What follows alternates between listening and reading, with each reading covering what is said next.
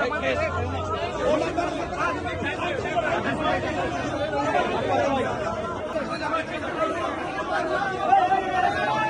সবাই এখানে মসজিদে পড়তে নাই, আমাদের একটাই দল, সেটা আমরা সবাই মুসলমান, এটাই হলো আমাদের দল। মসজিদে কোনো রাজনৈতিক কথাবার্তা হবে না। তিনটা জিনিস বলবো। এক নাম্বার, মসজিদের আশেপাশে আপনারা ভালো করে গাছ লাগাবেন যাতে মসজিদ সৌন্দর্য থাকে, এক নাম্বার। দুই নাম্বার হলো মসজিদের আলেমদের সাথে যোগাযোগ রাখবেন, কারণ আলেমদের নেতৃত্বে আমরা নামাজ পড়ি, ওনাদের নির্দেশনা আমরা মানব প্রত্যেকটা জীবনের ক্ষেত্রে। আমি সৌদিতে গিয়েছি, সেখানে দেখেছি যারা বাংলাদেশি আরবি বলা লেখা পড়ার কারণে তারা অনেক নিপীড়িত হয়, 40,000 বেতন 20,000 টাকা পায়। এই মসজিদে এসে আপনারা দয়া করে ইমাম সাহেবের কাছে আরবিতে শিখে যাবেন, আল্লাহ আপনাকে রিজিক দিবে। সাথে সাথে আপনি যদি কোরআন বুঝতে চান, আল্লাহ কোরআনে বলেছে আমি এটা আরবি ভাষায় অবতীর্ণ করেছি যাতে তোমরা বুঝতে পারো। অর্থাৎ কোরআন যদি কেউ বুঝতে চায় তাহলে অবশ্যই আরবি ভাষা বুঝতে হবে, অন্য কোনো ভাষাতে কোরআনটা বোঝার সম্ভাবনা জায়গা নাই।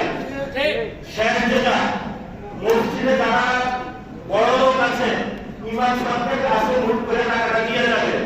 ইমাম সাহেব যাকে সমাজে তারা গরিবের কাছে দান করে দিবেন। আমাদের বাংলাদেশের 90% হলো মুসলমান। এই মুসলমানদের যে জাকাতের টাকা আসে, এই টাকা দিয়ে যদি বাংলাদেশের সব গরিবদেরকে দেওয়া হয়, বাংলাদেশে কি আর কোনো গরিব থাকবে? তাহলে আমাদের জাকাত ভিত্তিক অর্থ ব্যবস্থা কি বাংলাদেশে প্রয়োজন আছে? অনেকে আমাদেরকে ভয় দেখায়।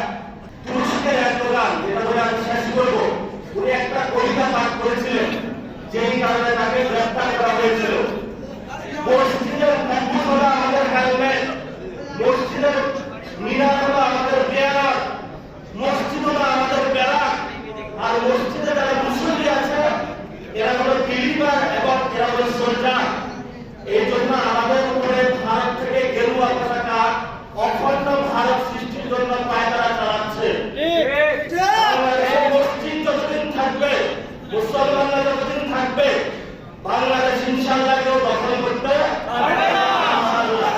আমরা মসজিদে যাচ্ছি তিনটা কথা বলার জন্য।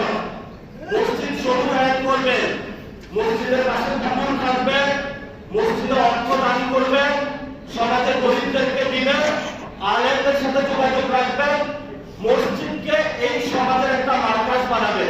এই তিনটা জিনিস আপনাদের কাছে আপনাদের সম্মান হিসেবে চাইলাম।